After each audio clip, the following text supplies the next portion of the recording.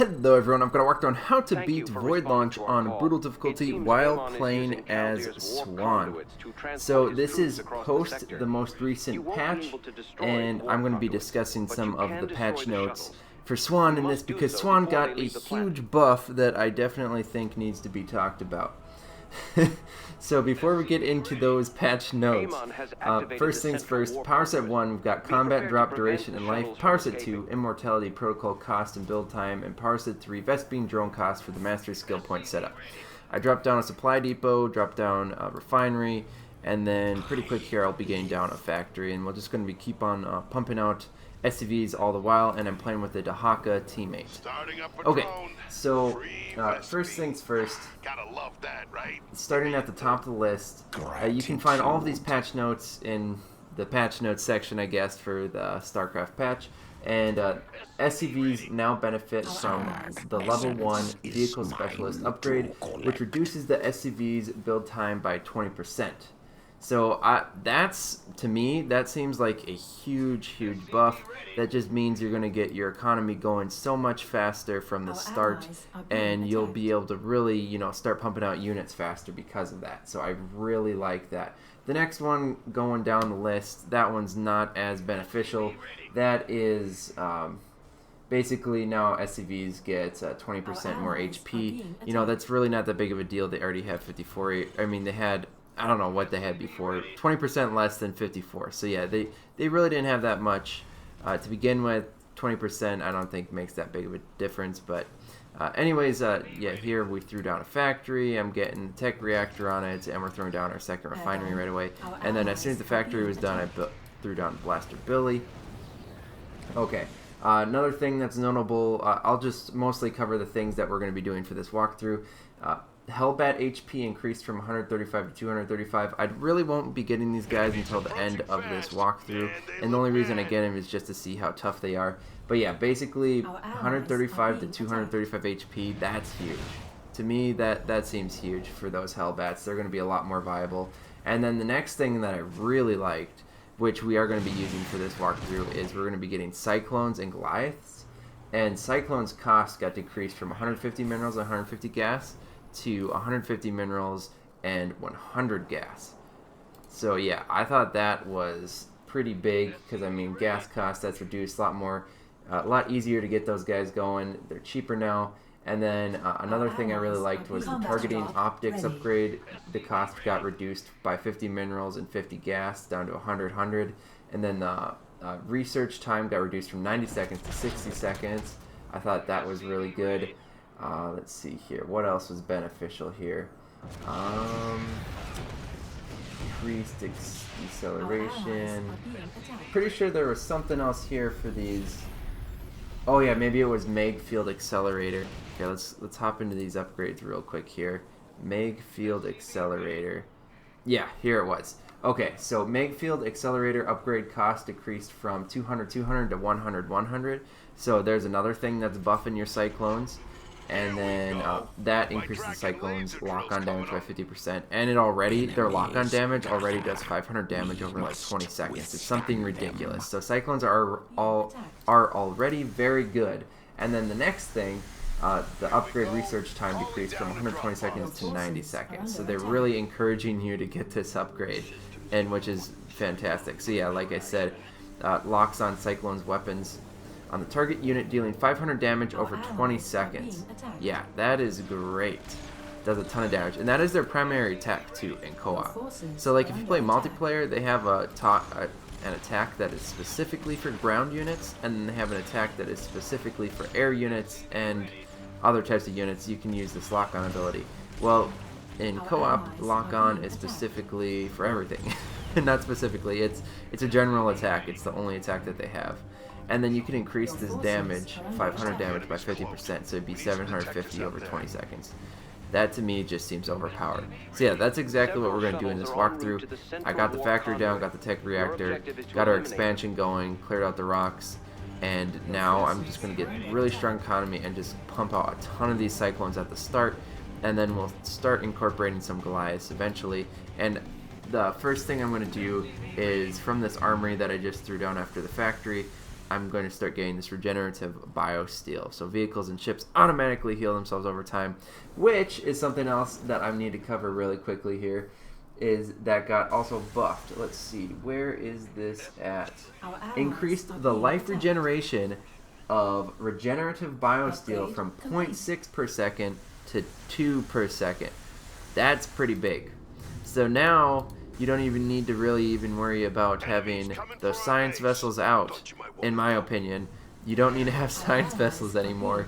As long as you're good with the microing your units, you can just straight up pull back whatever unit is starting to take too much damage, and away you go. So yeah, in this walkthrough, I'm not even going to make science vessels. Now, you do need science vessels for detection still, so yeah, if I did run into cloaked units, that would have been a problem for me. However, I really didn't have a problem with cloaked units in this one, and my teammate eventually had cloaking covered with his Dahaka. I believe he gets the keen senses eventually, and that'll cover any type of cloaked units that we go up against. But yeah, science vessels, main thing that you'd get them for now is detection. But yeah, you don't need it anymore because that regenerative biosteel upgrade. 2 life per second. I just pulled my units back, as you'll see later on here when we actually gain some engagements. I pull my units back, and yeah, they don't even really run into any problems anymore. Okay, and as you can see, I just started getting that Meg Field Accelerator upgrade, and I already got the Targeting Optics upgrade, which increases the Cyclone's lock-on range by 3. So yeah, both of these are for that lock-on ability, which is quite good. And then I'll also be getting upgrades for increased range here as well from the Armory. So Advanced Optics increases the range of all vehicles and ship weapons. So not only do we have this range upgrade, we also have the range upgrade from the factory here. So these Cyclones are going to have crazy good range for this one upgrade here, lock-on, which is their primary attack. I just love that, so good. Okay, well, hang on a second here. Yeah. Oh, okay, so I see. I'm sorry, what I told you earlier was incorrect. Okay, you can use this lock-on ability for air and ground units, but it does have a cooldown, so once this runs out, they do start using their Typhoon Missile Pod attack. So that can attack both air and ground units as well. But yeah, your lock-on ability, that's going to be doing the main amount of damage here. As you'll see, most things that they attack, which I really haven't come into that problem when I was playing this. Once you get enough of these guys, they'll destroy everything before they actually use their primary attack, which is, or their secondary attack, I would consider it, which is Typhoon Missile Pod. Because yeah, the reason I'm calling it a secondary is they destroy everything before they even get to use the Typhoon Missile Pod ability. The enemy hunts us. Okay, alright, then next thing I did, I threw down the second factory. I want to start pumping up more units here, and now I'm getting these upgrades for the Goliaths. I got multi-lock weapon systems going, and I got another upgrade for the Goliaths. I already finished that, and I'll show you that in just a second here once I get the Goliaths out. I didn't catch it quick enough before I start getting that. And I'm also getting vehicle ship plane level 1 and then vehicle ship weapons level 1. And we'll get 3 upgrades eventually once we're there. I've got all of our economy completely going. I always encourage you, make sure to get your economy capped out before you really start making units. Once it's done, you don't have to worry about it anymore. Make sure you get those Vespene drones on all of your Vespene geysers. As you can see, I've got them on all of my teammates and my main base, but I missed one right here. So yeah, definitely get those little drones on every single geyser, because that extra gas will help just in case you do happen to need it. Right now I'm floating more gas than I have minerals, so it's okay. It's definitely making a big difference right now having those cheaper cyclones in terms of gas. Okay, so this is exactly what I was talking about. So you see this cyclone right here, that started taking damage. I just moved it to the back, and then I'll probably do the same thing with this guy. Yeah, I'm just going to move him to the back. And as you can see, it's somewhat slow, but if they just sit in the back and you have lots of units sitting in front of your cyclones, over time, without any need for a science vessel or SCVs, they'll just heal right on up. And it's quite a bit quick. So yeah, right here, swarm hosts, that would be nice if I had science vessels to detect them. But anyways, yeah, over time and much quicker than before, they will heal up to full health once again. So yeah, I love that regenerative biosteel ability is so much better now. In my opinion, that is. It's so much better. Some people may say that, that's not that great, but yeah, I think it's pretty good. Okay, and then here's the other upgrade I got for the Goliaths. It's the Ares class. Targeting system increases anti-air weapon range by 3 and ground weapon range by 1. Okay, and then all I did right here for this engagement, I just spread out my units, and then I did attack command and just pushed them straight forward to go attack these shuttles and the enemy air wave that was coming our way. Also, I had a bunch of extra minerals, so I built a bunch of missile turrets here, or spinning dizzies, that is. And then from the engineering bay, I got every single upgrade. I got increased armor, I increased attack speed, increased range, and then I'm also getting the fire suppression system, so if they're below 50% health, they'll put out the fires and repair to 50% health. Or as soon as they start getting on fire, that is. And eventually I will start getting these laser drill upgrades. It just takes me a little while to get there. I forgot about them until towards the end. As you can see, my teammate is doing great. Teammate happens to be clearing everything out in the enemy's base, which is quite nice. And we're going to start pushing in here and helping.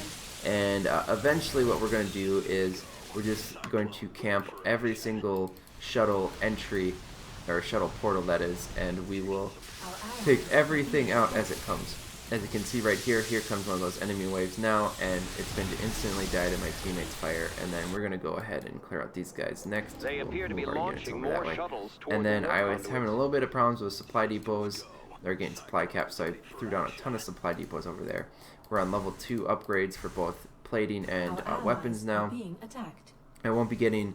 well, actually, I take that back. I will be getting 2 upgrades from the tech reactor here for the Hellbat soon, the Infernal Preigniter and Infernal Plating. But yeah, like I was saying in the beginning, I'm really not going to be using these Hellbats. I'm just getting them to showcase that increased health. Okay, so right here, we're engaging this enemy wave. Once again, I'm just trying to make a little bit of a line with my units, and then I attack. I use the attack command and send them all into that wave at the same time. That way all my units are attacking, and then any units that are weak I try to pull back. This, however, was a quite poor engagement. I wasn't paying attention, so I lost like two or three units there. But I did, however, pull back the weak units. As you can see, this little group right here, I pulled them back just before they started to die, and then I put my stronger units in the front, which saved quite a few of my units right there, which was good. And now I'm going to throw down 2 more factories. I've got a lot of extra minerals and gas right now. I'm just going to throw down 2 extra factories, and we'll try to soak up the rest of that 200 supply that we have vacant right now, and I'll get 3 upgrades pretty quick here as well. Oh, and something else I should point out. I am rallying these factories to my units. I kind of have a shift click thing going on right now where I rally to one unit and then I shift click, hold that down, and rally to other units in my army. Just in case one of my units dies, then they will rally to the other remaining units that are still there. Okay, and then other than that, let's see, there was one other upgrade I could discuss here. Laser drill build and upgrade time mastery renamed to laser drill build time. Upgrade time and upgrade cost mastery. It now reduces the build time, upgrade time, and upgrade cost by 1.5% per point, up to a maximum of 45%. So that did get a buff, but I am not using that mastery skill in this walkthrough, and I probably still won't use it, but it is more viable, I would say, to people if they were planning on using that mastery skill selection. Other than that, there's lots of buffs for the Wraiths, because Wraiths were really lacking before, I would say. And then also there's a buff for the Thor's 330mm cannon. Basically, the animation time got reduced, and then also the cast range got increased. But once again, I'm not really using them in this walkthrough, and it's not, in my opinion, that huge of a change. I guess it'll make them a little bit quicker and a little bit more effective in terms of distance, but yeah, not really a huge buff, I would say. The biggest buff to me was the Cyclones. The Cyclones having all these upgrades for the lock-on ability, and now they are quite fantastic. And then, of course, the SCVs being able to pump out faster, and the regenerative biosteel. Those three buffs, I believe, greatly increase Swann's playability, and also just the ability to play with Cyclones. I really don't think that Cyclones were that great before with Swann, and now I think it's a viable strategy to use them with him. which is great. Okay, let's see here. How many? Let's see. We've got 2 waves remaining. Okay, put production back up. And yeah, now as you can see, we're at the point where we're so far ahead that I still didn't put a little drone on here, and I don't think I will because I completely forgot about it. As you can see, now we're at the point where I'm throwing down refineries here, and I'm just, this is kind of just being overconfident, throwing down refineries in the enemy's base. And yeah, now I'm just going to start spraying out my units and having them ready for any type of enemy wave that happens to come in.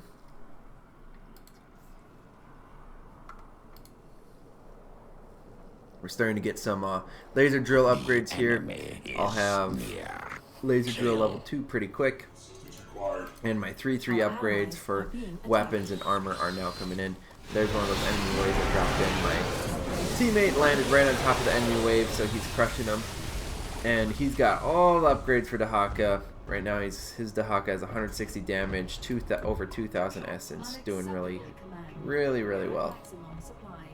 Okay, and I believe we are on the last wave now. I've got 200 supply. We're completely capped out. I believe I should have at least 1 Hellbat pumped out. Yeah, here we go. Here's the 2 Hellbats. So yeah, they look exactly the same, but now they have 282 HP. I think the only reason they have that 282 HP, because it should be 235, is because of the upgrades I got. I believe the plating upgrades, it was a buff they had a while ago for, I don't know if it was for multiplayer as well, but for co-op at least, where the plating upgrades also give your units increased HP. Okay, and as you can see, just going to spread out my units here, and then we'll just attack command. I'm going to use my concentrated beam on these hybrids, turn them out a little bit quicker, and then just finish out the rest. And then all that's left is there's going to be another wave coming from right there, and I believe some units pop in right there, and we'll just clean them out real quick. Yeah, they should be popping up momentarily. Oh, they actually came out of this one. Yeah, we'll shoot down those shuttles. Don't even stand a chance. And then there's the enemy wave that's cleared out, and then my teammate finishes off his enemy wave right away, and boom, we are done.